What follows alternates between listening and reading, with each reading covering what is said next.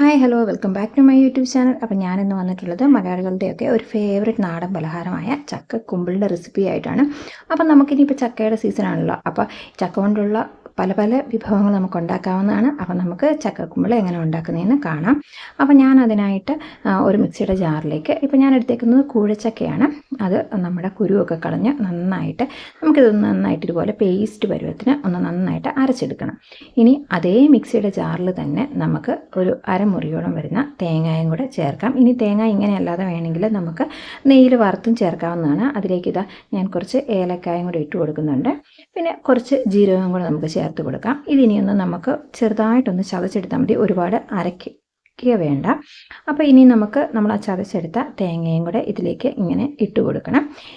നമ്മൾ കുട്ടികൾക്കൊക്കെ കൊടുക്കുന്ന സമയത്ത് അവർക്ക് തേങ്ങയൊക്കെ അതുപോലെ ഇടുന്ന ചില കുട്ടികൾക്ക് അതൊന്നും ഇഷ്ടമില്ല, അവരതൊക്കെ എടുത്ത് കളയാറുണ്ട്.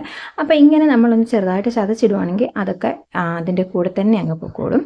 ഇനിയിപ്പം ഇതിലേക്ക് ഇട്ട് കൊടുക്കേണ്ടത് ശർക്കരയാണ്. ഇതിപ്പോൾ ഞാൻ പൊടിച്ച ശർക്കര ആയതുകൊണ്ട് അതിലങ്ങനെ അധികം കല്ലൊന്നുമില്ല. ഇനി അതിലേക്ക് ഞാൻ ചേർത്ത് കൊടുക്കുന്നത് അരിപ്പൊടിയും ഗോതമ്പ് പൊടിയാണ് ഞാൻ ആഡ് ചെയ്യുന്നത്. നമുക്ക് റവയും മൈദയും ഒക്കെ ചേർക്കാം. ഇപ്പം ഞാനിവിടെ നിലവിൽ അരിപ്പൊടിയും ഗോതമ്പ് പൊടിയും ചേർത്താണ് ഉണ്ടാക്കുന്നത്. ഇതിനി നമുക്ക് നന്നായിട്ടൊന്ന് കുഴച്ചെടുക്കണം. അപ്പോൾ ഇതിലേക്ക് ഇനി നമ്മൾ വേറെ എക്സ്ട്രാ വെള്ളം ഒന്നും ആഡ് ചെയ്യേണ്ട കാര്യമില്ല. കുഴിച്ചൊക്കെ നമ്മൾ മിക്സിയിൽ അടിച്ചെടുത്തപ്പം ആവശ്യത്തിന് തന്നെ ലൂസായിട്ടാണ് കിട്ടിയിരിക്കുന്നത്. ആ ഒരു നനവിൽ ഇത് നന്നായിട്ട് നമുക്ക് കുഴച്ചെടുക്കാവുന്നതാണ്. ഇനിയിപ്പോൾ കുഴക്കുന്ന സമയത്ത് നമുക്ക് ഭയങ്കര ലൂസായിട്ട് തോന്നുവാണെങ്കിൽ അരിപ്പൊടി വീണ്ടും ചേർത്ത് കൊടുത്താൽ മതി. ഇതിപ്പോൾ ഞാൻ ഇവിടെ നന്നായിട്ടൊന്ന് കുഴച്ചെടുത്തിട്ടുണ്ട്. ഇതിലേക്ക് ഞാനൊരു അല്പം ഉപ്പും കൂടി ചേർത്തിട്ടുണ്ടായിരുന്നു, ആ മധുരമൊക്കെ ഒന്ന് ബാലൻസ് ചെയ്ത് കിട്ടാനായിട്ട്. ഇതിനി നമുക്കൊരു 10-15 മിനിറ്റത്തേക്ക് ഒന്ന് റെസ്റ്റ് ചെയ്യാൻ വെച്ചിട്ട് നമുക്ക് കുമ്പിളാക്കി എടുക്കാവുന്നതാണ്. അപ്പോൾ ഞാനിവിടെ കുമ്പിളിലയാണ് എടുത്തിരിക്കുന്നത്. ഇതിനെ ഭക്ഷണയില എന്നൊക്കെ പറയാറുണ്ട്. അപ്പോൾ ഇതുപോലുള്ള ഇല എടുക്കാതെ നല്ല രീതിയിലുള്ള ഇല എടുക്കുമ്പോഴാണ് നമുക്ക് നന്നായിട്ടൊന്ന് മടക്കി എടുക്കാൻ പറ്റത്തുള്ളൂ.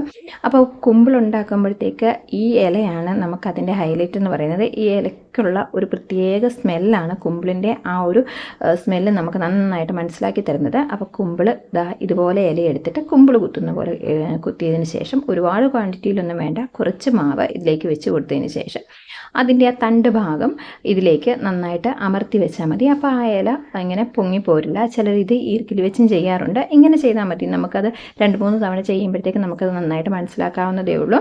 ആദ്യം ഒരു ഇല എടുത്തിട്ട് നമ്മൾ കുമ്പിൾ കുത്തുന്ന പോലെ ഈ ഇലയുടെ അറ്റഭാഗം വേണം ഇങ്ങനെ കുത്താനായിട്ട്. അപ്പോൾ ഈ തണ്ട് ഭാഗം ഇച്ചിരി ഉയർന്നിരിക്കണം, അത്രേ ഉള്ളൂ. അതിനുശേഷം നമ്മൾ മാവ് എടുത്തിട്ട് ഇതിനകത്തേക്ക് ഫില്ല് ചെയ്ത് കൊടുക്കുക. ഒരുപാട് അങ്ങ് കുത്തി നിറച്ച് കൊടുക്കണ്ട, അങ്ങനെ കൊടുക്കുമ്പോഴാണ് ഇത് പെട്ടെന്ന് നുറന്നു പോരുന്നത്. ഇനി ഈ തണ്ടിൻ്റെ ആ ഭാഗം നമ്മൾ ഇതിനുള്ളിലേക്ക്, ആ മാവിനുള്ളിലേക്ക് തന്നെ കുത്തി ഇറക്കി വെച്ചാൽ മതി. അപ്പോൾ അതങ്ങ് സെറ്റായിട്ട് അവിടെ ഇരുന്നോളും.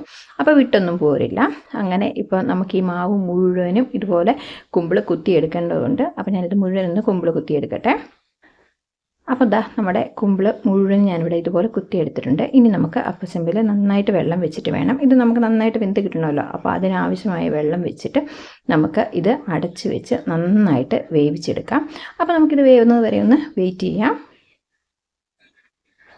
ഇപ്പം നമ്മുടെ കുമ്പിളൊക്കെ വെച്ചിട്ട് ഏകദേശം ഒരു 30 മിനിറ്റോളം അടുത്തായിട്ടുണ്ട്. കുമ്പിളിൻ്റെ നല്ല സ്മെല്ല് വരുന്നുണ്ട്. കുമ്പിളിൻ്റെ സ്മെല്ലെന്ന് പറയുന്നത് നമുക്ക് പറഞ്ഞറിയിക്കാൻ പറ്റില്ല, അതുപോലെ നല്ലൊരു സ്മെല്ലാണ്. അപ്പോൾ ആ സ്മെല്ല് വരുമ്പോൾ തന്നെ നമുക്കറിയാം ഇവിടെ കുമ്പിളായിട്ടുണ്ടെന്ന്. അപ്പോൾ നമുക്കിത് ഇനിയൊന്ന് തുറന്ന് നോക്കാം. നല്ലതായിട്ട് നമുക്ക് കാണുമ്പോൾ തന്നെ അറിയാം അത് നന്നായിട്ട് കുക്കായിട്ടുണ്ട്. ഇത് നല്ല അരിപ്പൊടി കൊണ്ട് ഉണ്ടാക്കുന്നതുകൊണ്ട് നമുക്ക് നല്ല സോഫ്റ്റായിട്ട് തന്നെ കിട്ടുന്നതാണ്. അപ്പോൾ നമുക്ക് ചൂടോടുകൂടി തന്നെ കുട്ടികൾക്ക് കൊടുക്കാവുന്നതാണ്. അതിൻ്റെ ടേസ്റ്റിൻ്റെ പ്രത്യേകതയും വേറെ തന്നെയാണ്. നമ്മൾ ചൂടോടുകൂടി കഴിക്കുമ്പോഴത്തേക്കാണ് അതിൻ്റെ ആ ഒരു പ്രത്യേക ടേസ്റ്റാണ് ആ സമയത്തുള്ളത്. ഇനി നമുക്കിത് നമ്മൾ പൊടിയൊക്കെ കുഴയ്ക്കുന്ന സമയത്ത് നമുക്ക് കാഷ്നട്ട്, കിസ്മിസും കടലയും ഒക്കെ ആഡ് ചെയ്യാവുന്നതാണ്. അതൊക്കെ ആഡ് ചെയ്ത് ഉണ്ടാക്കാവുന്നതേ ഉള്ളൂ. ഇവിടെ എൻ്റെ കുട്ടികൾക്ക് അങ്ങനെ ഇട്ട് കൊടുത്താൽ അവരതിൽ നിന്നെല്ലാം പെറുക്കി കളയും. അതുകൊണ്ട് മാത്രമാണ് ഞാൻ ഇങ്ങനെ ആഡ് ചെയ്യുന്നത്. അപ്പോൾ ഇന്നത്തെ കുമ്പിൾ എല്ലാവർക്കും ഇഷ്ടമായെന്ന് വിചാരിക്കുന്നു. നമുക്ക് വളരെ സിമ്പിളായിട്ട് ഉണ്ടാക്കുന്ന രീതിയിലല്ല ഞാൻ കാണിച്ചു തന്നത്. എല്ലാം കൂടി ഒരു മണിക്കൂറിനുള്ളിൽ ഇത് ഉണ്ടാക്കിയെടുക്കാവുന്നതേ ഉള്ളൂ. അപ്പോൾ എല്ലാവരും ഈ രീതിയിൽ ഒന്ന് ട്രൈ ചെയ്ത് നോക്കുക. അപ്പോൾ അടുത്ത ദിവസം മറ്റൊരു വീഡിയോ ആയിട്ട് വരുന്നത് വരെ എല്ലാവർക്കും ബൈ ബൈ. എല്ലാവരും എൻ്റെ ചാനലിൽ നിന്ന് ഷെയർ ചെയ്യുകയും സബ്സ്ക്രൈബ് ചെയ്യുകയും ലൈക്ക് ചെയ്യുകയും ചെയ്യുക. അപ്പോൾ അടുത്ത ദിവസം കാണുന്നത് വരെ ബൈ ബൈ.